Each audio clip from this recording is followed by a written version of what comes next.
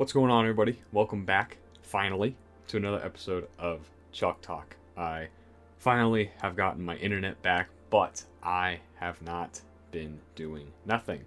I went ahead and I completely revamped the Auburn playbook, and I have uploaded a version 2. It's under the same exact name of 2013 Auburn, but it just has V2 at the end. You can go ahead and find it on the File Share Center on CFP26.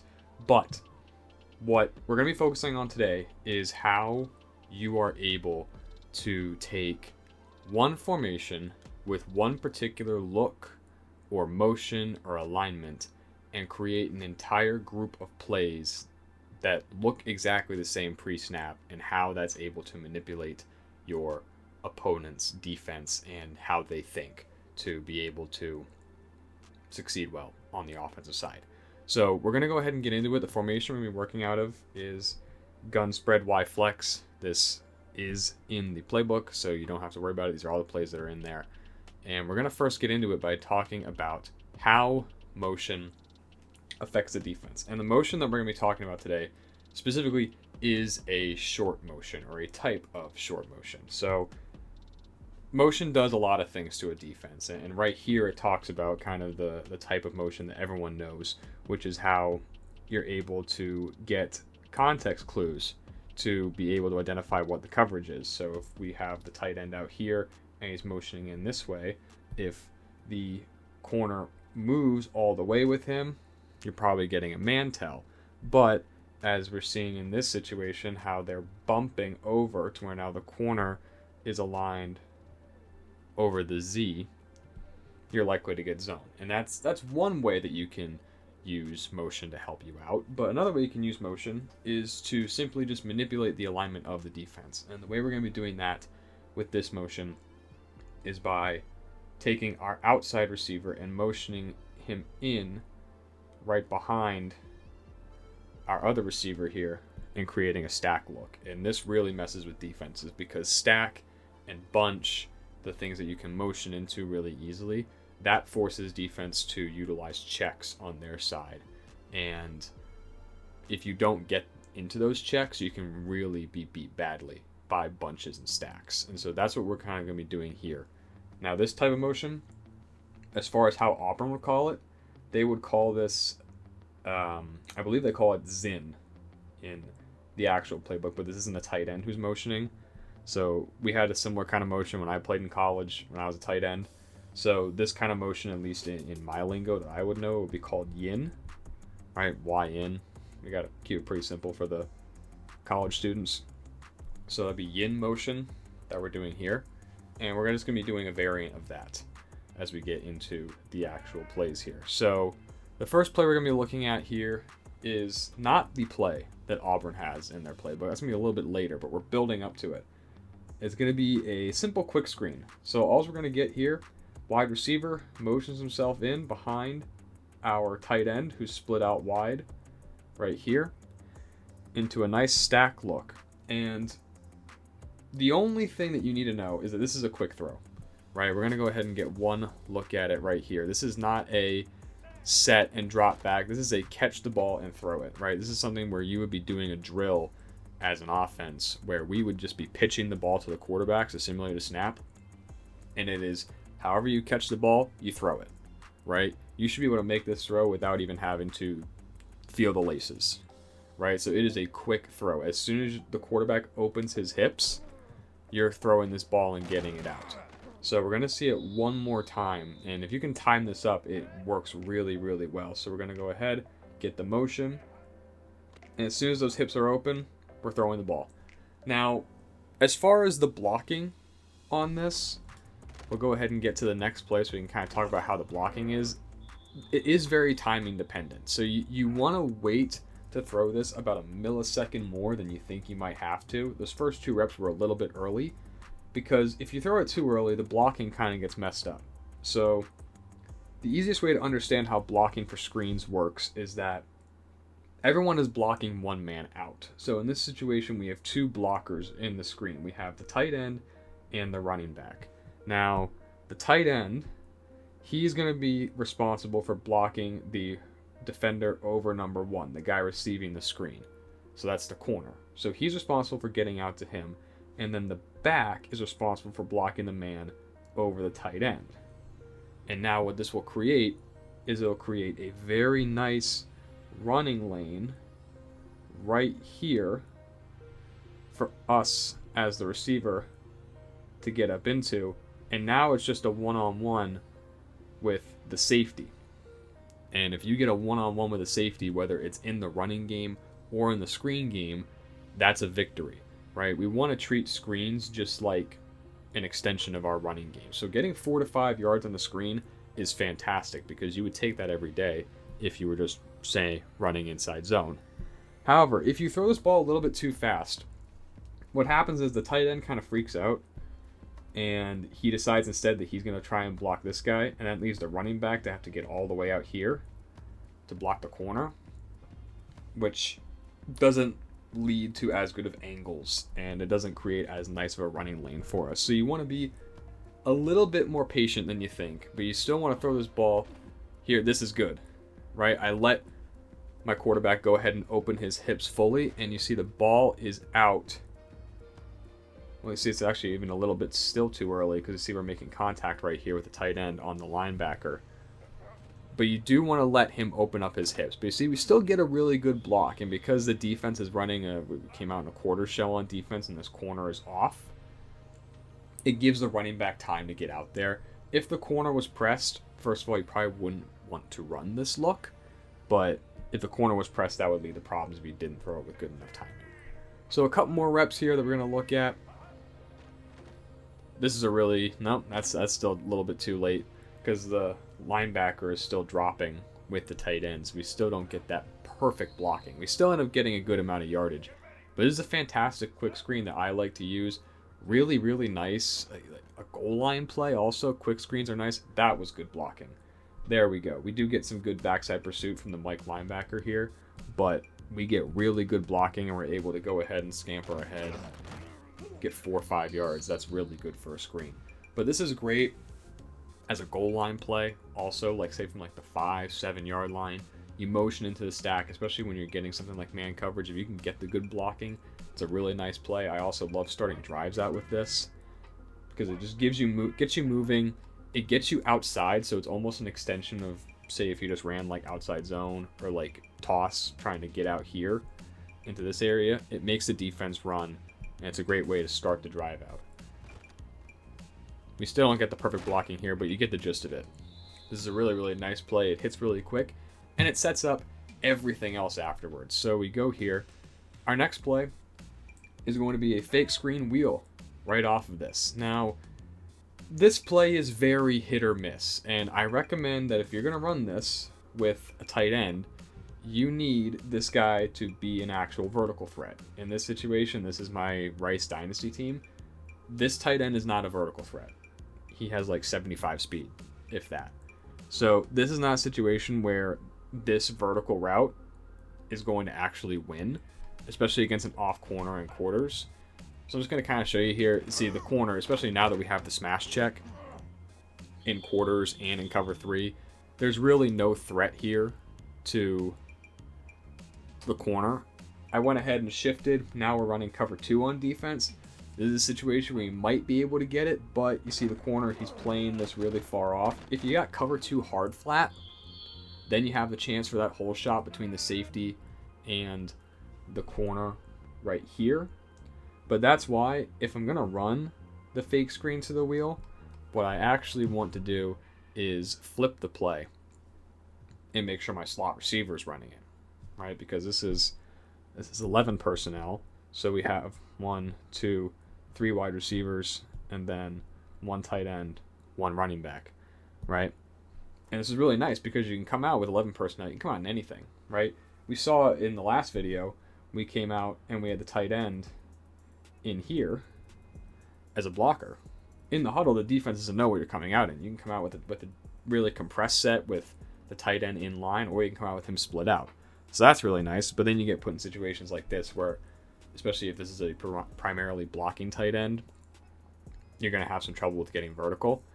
But that's why we go ahead and switch to get our slot receiver involved. And it's still not great here because you see the corner's going to back way off and cover the wheel. So the real situation where you want to run this is if you recognize pre-snap that you're getting a blitz tell, right? And I'm going to be making a video. One of the next Chalk Talks I have is all about pre-snap reading coverages and identifying what the defense is doing.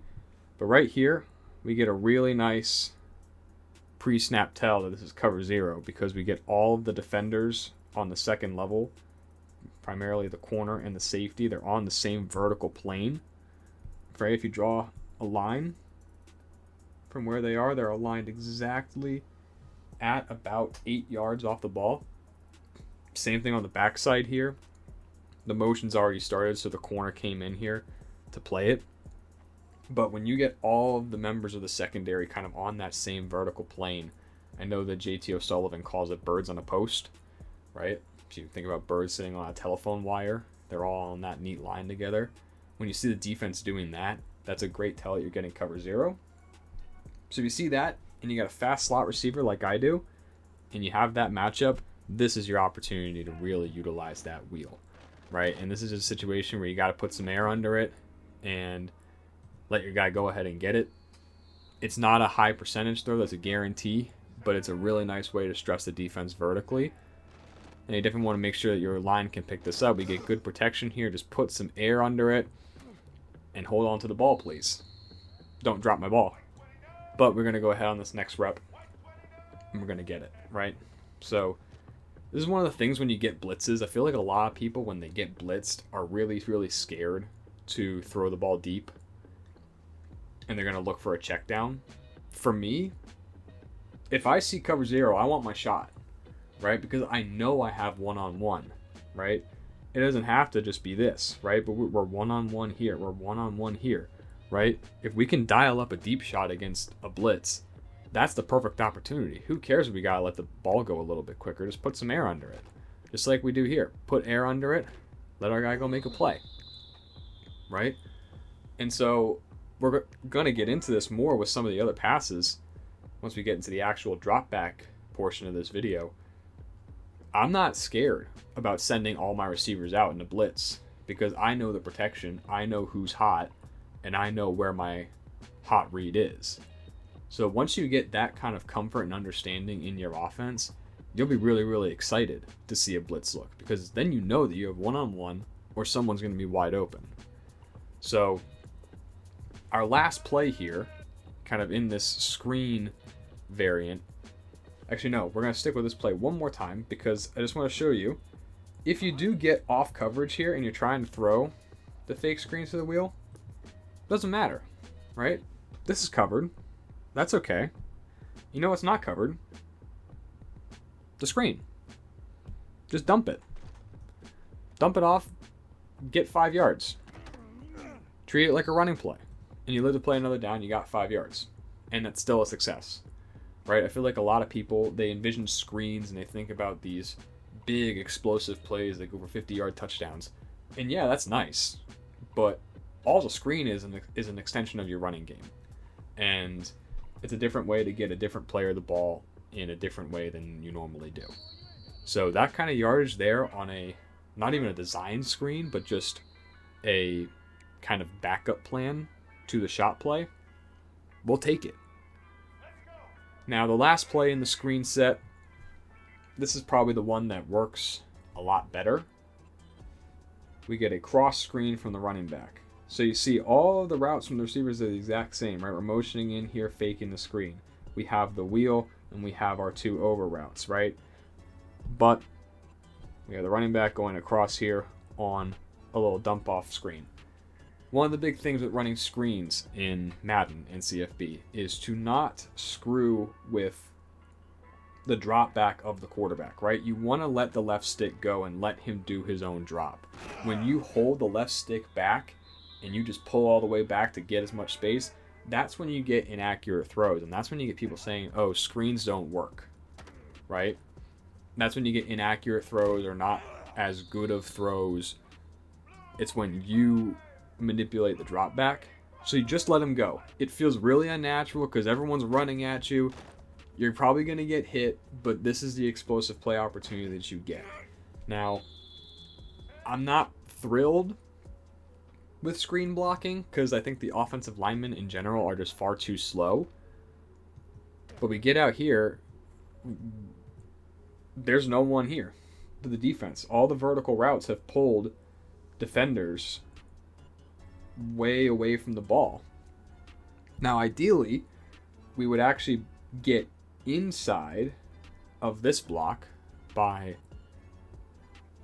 That's not our tackle. I think that's actually the center out there. But we'd get inside of the outermost block and then let these two guys seal off the inside. Let him seal off the outside. And then here's our alley and our touchdown. Right? But screens don't always work how you draw them up. In which case, for the back and the guy with the ball, it just turns into get into space. Find the green grass. Right? The ideal way we coach it, right, even if we're talking about the actual screen here, is you're coming down the line here, you catch the ball, and you're just going right back up, right? At least the way that, I think it was in high school that we gave this cue was to treat it like an S, right? To run your S curve. So you're coming in, you get the ball, you're in, and then you're back out outside of your block. But it doesn't always play out perfectly like that. It kind of then just turns into an ISO play in basketball where it's just get to the basket, right? And it's just find green grass and get yardage. So that's how screens ideally work. They're a bit of a chaos play. But in this case, it's a really good one. We get some good blocking here. We're a little bit too slow to reach the linebacker, but still a really explosive play, building off of the same exact motion that we've done before. And this is the beauty of all this motion. We're going to get into it, but our passing plays going to be the same type of motion, right? Everything's going to look exactly the same. And what this does, you see here, is kind of a sneak peek of our passing plays, right? But we have the same motion here. We have the same motion here. We have two more passing plays that I'm going to cover where it's the same motion. And especially when we're talking online, playing against opponents, if you hit them with this quick screen, every single time they see the motion, they're going to think that's coming because it's the first thing you hit them with. And hopefully you hit them for a big explosive, right? And that's the beauty of football, is it's really kind of a psychological manipulation sport. Because what you're trying to do is you're trying to present similar looks to the defense that make them think you're doing one thing. Because if you know anything about humans, humans are creatures of pattern recognition. It's one of our strongest skill sets of how humans evolved, is our ability to recognize patterns. And so what we're trying to do here is use that against them, right? Give them the same exact look and do different things. That's going to throw their brains for a ride. So now we're going to actually get into the passing game, I believe here. Yes, we are. And this is the actual passing play that Auburn uses. So this is, see, Zin. This is referring to the motion here because we're getting the Z coming in on short motion. And the passing play is Dakota. 26 refers to the pass protection. That's kind of beyond the scope of this video. I'll do a pass protection video later. But this is coached to only be read on this side of the field. These two routes on the other side are really only utilized as hots or versus man, right? You see the coaching point here, or how the progression works, right? You're reading the 3 to the 9 man against man. My pen is not calibrated, so I did not circle that well. But you're only reading this side against man-to-man coverage. Otherwise, you're reading this side. Now, we're going to read it a little bit differently, but I want to show this is the same exact play that we're getting here. That you have the motion, right, that same short motion. The tight end is attached in this scenario. I do have this exact play with a tight end attached in the playbook also, but our tight end's actually out here in the slot. Same exact play, though. We have a 10-yard dig. We have our over route. The back is on a check release. We have him on a divide bender type of route, and then he's on a go. The only difference is instead of a go, it's a comeback route. But this is the same exact play, right?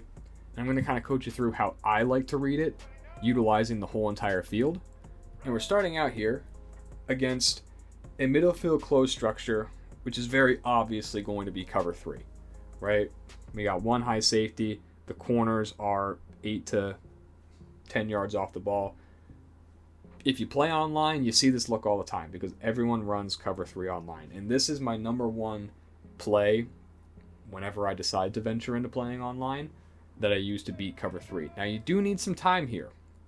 Protection is key, which is why if you're going to throw this against cover 3, I do like keeping the back in, either on a check release or just in pass pro. But you do need time here to let this play develop because the comeback takes a long time. Your main read here, it's the comeback, right? You want to treat this exactly like an access throw that I talked about when we did the cover 3 video.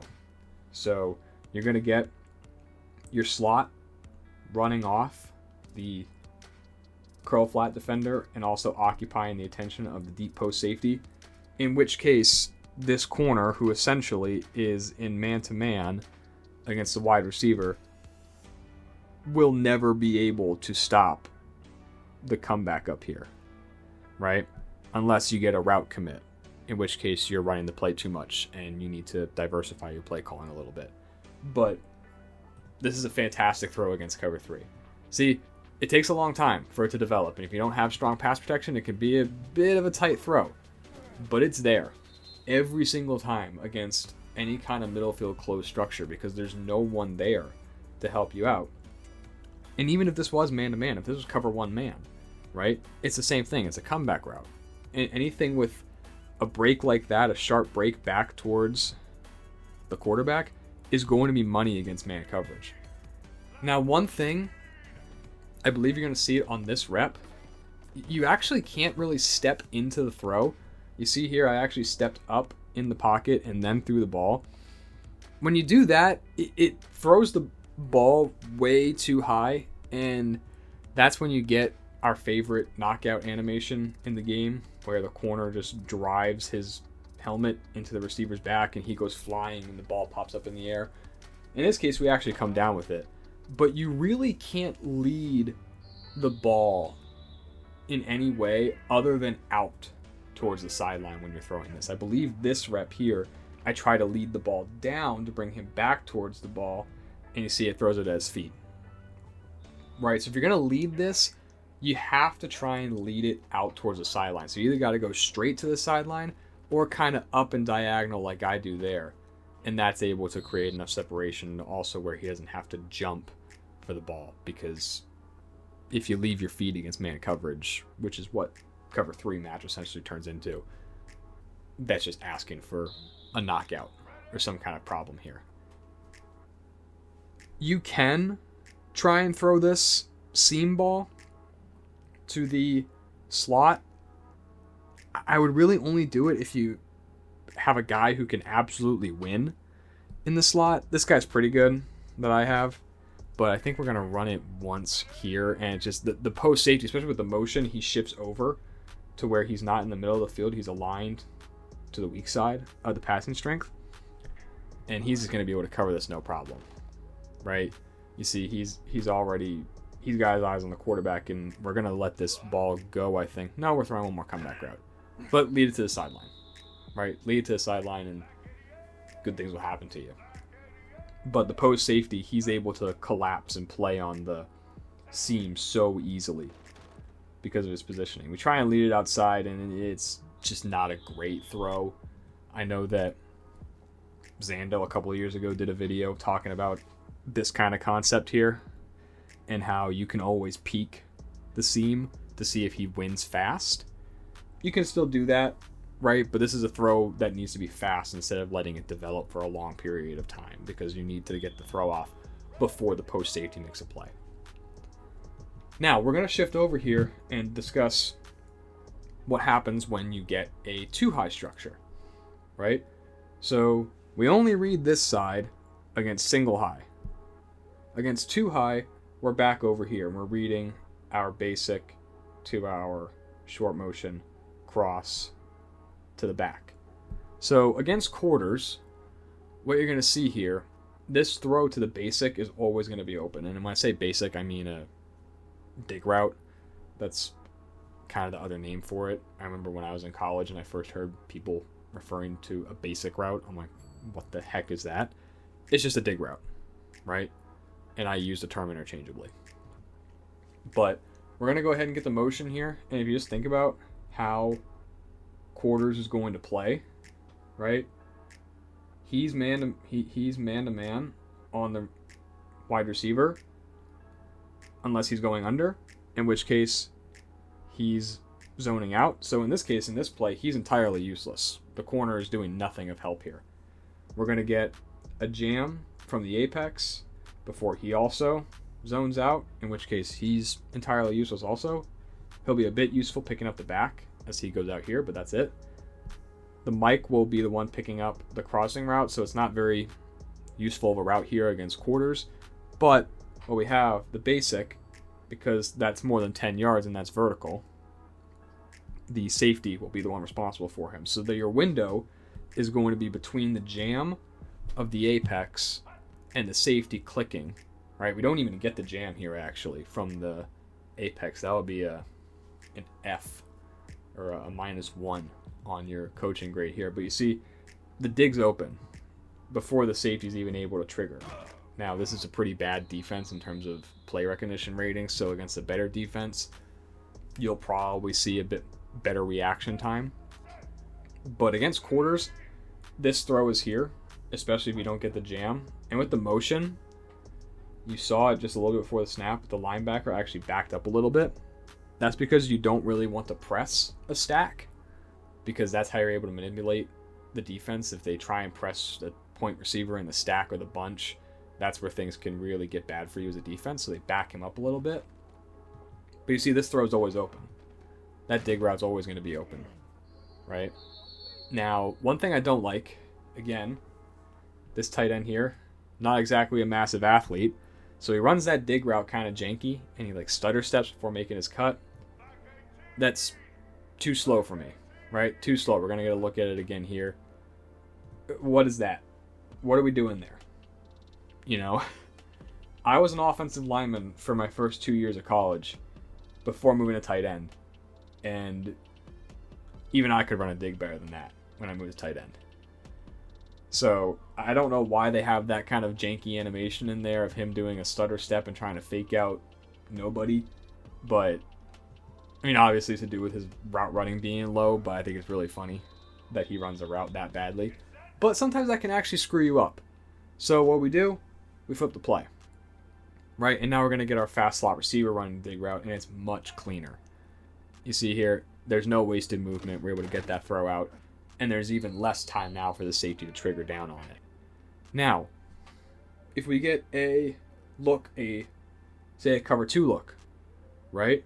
We think about cover 2, how this is going to play. The dig window is actually going to be covered really, really well by both this guy and the Mike, because he's dropping back into that middle read. So this is where you're able to get the shallow route involved. And so this is a simple situation where we're just going to be reading, right? Remember the progression that was in the Auburn play? It's reading 1 to 2 to 3. But we're going to look at 1, look at the dig. It won't be open, so then we're going to move right to 2, right? That window's covered already right here. I know I'm not throwing the dig, right? And then my eyes get to the shallow. You see, I'm already throwing it. Why? Because this guy's busting his butt to get back here to cover his zone. So in that case, I don't care what the back is doing because 2 is open, so I'm throwing to 2. And we're able to go ahead and get our yardage. So it's a really, really versatile play because you have all the answers, right? Against cover 3 or cover 1, any kind of middle field close structure, you have this entire left side here. Against quarters, you have your dig. Against a cover 2 look, you have your under route. And even then, say if the dig gets covered against quarters, you're still able to read it and see if you have a window to throw the shallow. Now against man, this is where things get a little bit tough with the base play, but this is where you're able to really start to utilize your running back a little bit. So what I like to do is I like to put the back on a swing against man coverage, because if you just think here, especially based off this alignment, what do we have? Well, we're man-to-man here. We're man-to-man here. I'll spoil this for you. This is cover 2 man. So we have 2 deep zones here. Who's responsible for the back? Right? The only guy it could be is way out here stacked over the tackle. Right? Now, if you're playing a user, then you're likely that they're going to move this in a little bit towards the middle of the field, and it won't be as much of a mismatch, but we have a plan to take care of that, don't worry. But you see here, the leverage with the back is just so great. You just catch the ball, dump it. Right? And against man, treat it like a screen. Get your 5-10 yards. And we'll be very, very happy with that. And the nice thing is, once you run the swing, if you run that once, especially against a user, turn this into a wheel. And you have almost a pseudo rail route. What you've built here, you've built just a very standard drive concept, and we'll take a look at how those look in a little bit. But you run the swing, well, guess what? Now we're running a wheel. You throw it fast, right? Because the linebacker here is actually taking a pretty good angle, but throw it fast, and you get a bit more vertical, right? Fantastic way to handle the man coverage. And then the last way you could do it is with the excellent new hot route of being able to put him on a corner. Well, now what have we created? Well, we've created drive, right? We've got a drive concept here, and then a corner route. And we'll take a look at how teams can run that in a little bit also with some play art. But this will really be the user, right? Because they'll think you're running a wheel, and they'll start adjusting to go this way, and all of a sudden you break out and you leave them in the dust, right? And it's a really, really nice way that you can manipulate man coverage because you have 3 options. You got swing, you got wheel, you got corner. You got multiple ways that you can handle man coverage just out of this one play.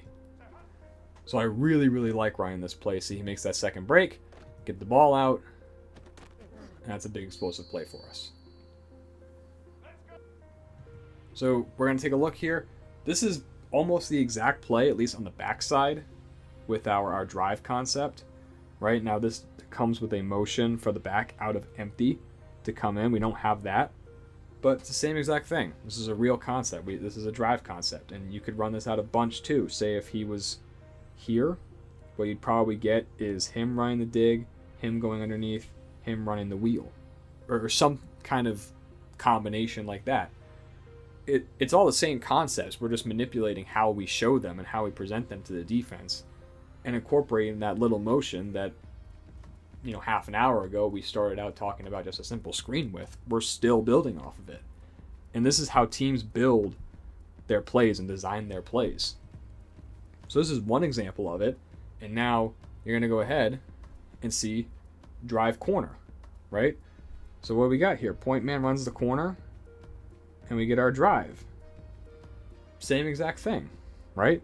All we've done is we run it out of a 2x2 set with the back on the other side, and the back runs the corner. It's the same concept, right? Concepts are timeless, right? Not a lot of coaches are coming up with entirely new football concepts to run. They're just taking old concepts that have been run forever and are putting window dressing and looks on them and alignments on them that manipulate defenses. So this is one of my absolute favorite passing plays. I go to it a lot in a pinch. But now we're going to talk about how to handle cover 0. Now, I didn't talk about this when I showed the install, but they do have a couple of hot checks. One is by putting him on a slant, right? This is a look that the quarterback would give to the receiver and would tell him with a hand signal to tell him run a slant. The problem is that slants in this game take too long to develop, and I tried running a slant with this guy with all this coming to the inside, and it just got way too cluttered way too fast. So the slant route's kind of out, but they do have another option here to turn the go, right, because that's what the play was, into just a hitch. And this is a great way to handle cover 0. Again, we get birds on a post here on the backside. Pretty obvious cover 0 look. So we audible into the hitch. And again, just like the screen, this is kind of just a catch and throw as soon as we get the ball. And you see we get a really bad angle by the corner, but it's an open throw, right? You always want to take your access throws. If the defense gives you an open look, just take it. You're not going to get the big play, but you're going to keep moving the ball down the field. So that's a really nice, quick, easy way to handle cover zero out of this particular look. You can also use the back, right? Same exact thing. I'm going to throw a dig here. You can do that. If you have trust that your tight end or whoever's running the dig for you can win against man coverage and win fast, you can absolutely run the dig. An in-breaker like that will absolutely win. But you definitely want to use the back here. Same thing, right? We know the linebackers are blitzing here. So who's responsible for the back? Well, even worse leverage out here. It's the safety. So same exact thing. All the routes that worked against man work here. Even more so. Swing it out to him. Right? And then we'll get the wheel involved. We'll get the corner route involved. And these routes win really, really well against man coverage. You just need better throws. I don't like how they throw swing routes in this game. Swing routes, flat routes in general, they're not thrown very well. It's very hard to get the ball actually out in front of the back. See, if you're going to run the wheel, you got to throw it fast, or else you're going to get killed, like I just did. We're going to fix it this time, though. There we go. Throw it fast. Bad throw again. High throw. Luckily, we made a nice catch. But normally, if you're running a flat, you want to throw it to the outside shoulder. You can't really do that in this game. Because I initially tried running that with a typical flat route. That's not the swing. And like I tried running just this kind of flat route instead of this. And you can't throw this with the leverage that you need to win. So you need to throw the swing route. But we're going to get into our next passing play here, which is good old mesh, right? And there are a lot of different ways to run mesh. But I love this play in particular, not just because it has the motion, but because it has an access throw built in. And this is something that is done with some mesh concepts, but not with all of them. But this throw is one of them. And it's the same exact thing here. You take your access throw, right? Your first read when you're running this play always is going to be peeking over here.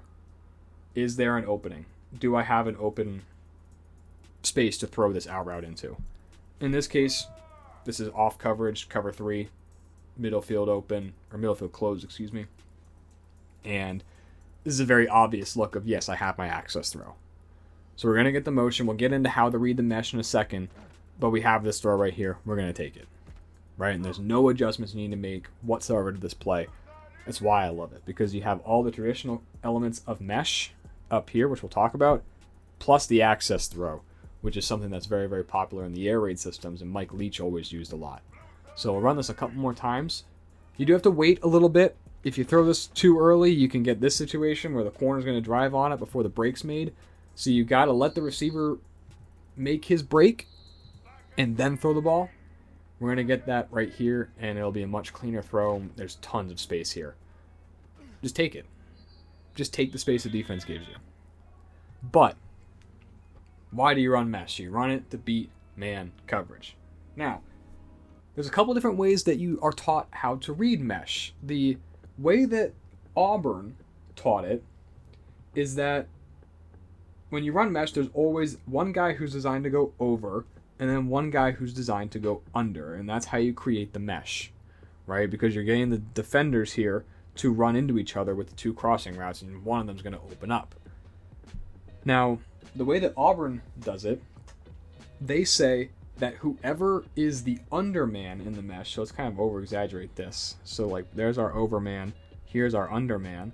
The underman is always the one getting the ball if you're throwing the mesh. Now, I don't like living in the world of absolutes, right? I don't like saying you're always doing this, because that's not how football is, right?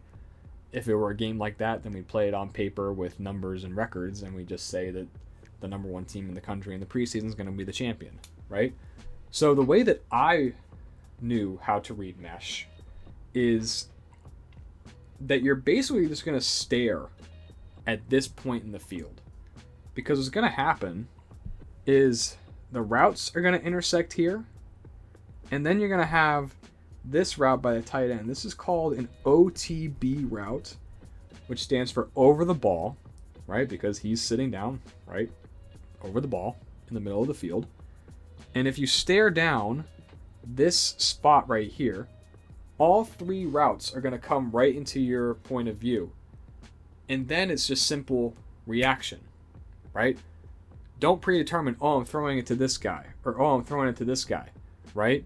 When you do that, that's how you end up making a mistake. Just stare at this point. And right here, we know we're getting man coverage based off this look. So just stare at that point, and whoever is open, throw the ball. In this situation, it mostly will be the underman who is open. In this case, it is. We throw it to the underman. But you're going to see this next play. I remember when I was running this play, I was thinking, oh, let me try and throw it to the other route, to the over guy. And I just thought that to myself.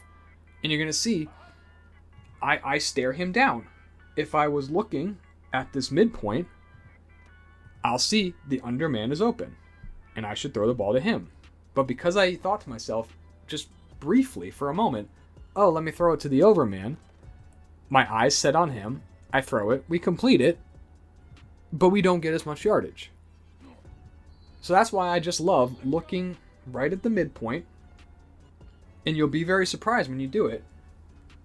You'll just naturally react. If you've been playing the game long enough, your body will just naturally react and say, that's who I'm throwing it to. That guy's more open, right? Don't think about it. Just think, stare at that point, and whoever's more open, throw it to him. Doesn't matter who it is, right? So we're going to get 1 or 2 more reps here. Stare down our midpoint right here. I can already tell who's open, right? Throw it to the underman. And we go ahead and get our catch and run opportunity. We're going to get 1 more, I hope. Hope I didn't put too many reps in here. Same thing. Right now, because we are motioning into a stack, it really does open up the underman. But if you're running any kind of mesh, just don't predetermine who you're throwing the ball to. Just let the mesh come naturally to you. But we do have an answer if we run mesh against zone, right? And that's going to be the over the ball route. Because you think about it, we're getting a cover 2 look here. Both these hook defenders are kind of just going to sit there and collect the crossing routes. But it's going to leave the wide open middle of the field for the OTB route. So again, we're staring at this point. You're going to see the linebacker is getting out of dodge because he's trying to get to his point in cover 2. And that leaves middle of the field wide open for the OTB route to the tight end. So we're going to take that a couple of times. Same thing, just stare down the middle of the field. Let it come naturally to you. This is a throw that's a lot harder to wait and be patient for the OTB route. But I do like this route in particular. Sometimes people will run the OTB route as like a dig. So say in this example, I don't know, say like we get a post here instead and he runs a dig. I think the dig takes too long. And oftentimes when I'm throwing the dig, the window is back over here and not over the middle of the ball. In which case I have to shift my eyes as the quarterback, which I don't want to do. So I love mesh concepts that are able to get me an OTB route like that sit. And then the fact that we have the access throw out here, and we'll talk about the rail route later. This is a beautiful mesh play that has basically everything you're ever going to need. So we're talking now against how to handle this against cover 0. It's basically the same exact principles as what we talked about with the drive concept. You do have your crossing routes, which you can absolutely use, but think about it. These linebackers are blitzing. Who has the leverage battle won? In this case, it's the running back once again, because who's covering him? This backside safety. And the running back, he's running this rail route. So what we're going to do, we're going to catch the ball and just lightly toss it out to him. Right? Oh, I do show here, you can absolutely turn this access throw into a hitch instead. And I believe we're going to get that thrown right here. Yes, we are. Right? Tons of space. Lots of space between the corner and the receiver. Easy throw. Take it. Right? Cover 0, it's great when you're a defense and the offense doesn't expect it. But if the offense is expecting the blitz, there's a lot of problems here. And there's a lot of ways you can beat it. You can beat it deep, you can beat it short. If the offense is able to handle pressure, you're in for a long day on defense. But we're going to go ahead and throw the wheel route here. See, the back's out here. The guy responsible for him is over here. It's no contest, right? So this really is a treat of a play, because not a lot of mesh plays in this game have all of these answers. Not all of them have the access throw, the crossing routes, the over the ball route, the rail. Sometimes you got to pick and choose of like, okay, I guess I'll take the one that has the OTB route but doesn't have the access throw. But this is a beautiful mesh play, and I absolutely love it. And it has the same exact motion that now 45 minutes ago we started talking about, and we're still going. So I mean, this is a play in a set of plays that you can run, especially if you're like online. You can run these plays and just have this be your entire offense, because you can just go right up and down the field running all these different plays. We got one more, and this is a very specific situational play here. It's this halfback angle play. This is going to be replicating a concept called arches, and it is really, really good against man-to-man coverage. We'll take a look at how this is from a San Francisco 49ers playbook. So arches, as a concept, you're going to get one route, a shallow route, that is going to drag any defenders out of the way of the primary route, which is this 5-yard angle route. And if you need any hint about what this job is supposed to be for the under route, it literally is called in the playbook an eliminator route.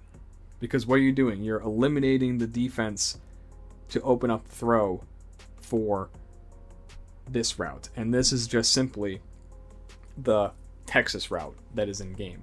So if you think about it, right, ignore that this guy even exists, right?